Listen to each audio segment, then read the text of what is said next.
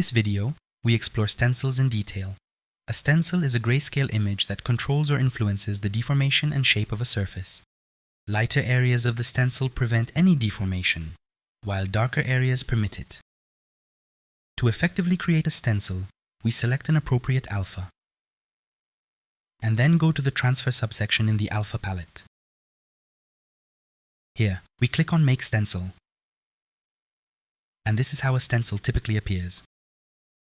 Areas that are completely white block the deformation 100%. Areas that become darker allow intervention in the geometry. Let's take a closer look at the Stencils palette. This palette not only stores the current stencil, but also provides a variety of options for editing and manipulating it to fit your needs. When the Stencils is active, it can effectively be transformed in the viewport by pressing the spacebar. We are able to scale the stencil, rotate, or we also have the option of aligning the stencil to the surface normals, more accurately and consistently. Unlike other palettes that store a library of multiple elements, the Stencil palette saves only a single stencil at a time.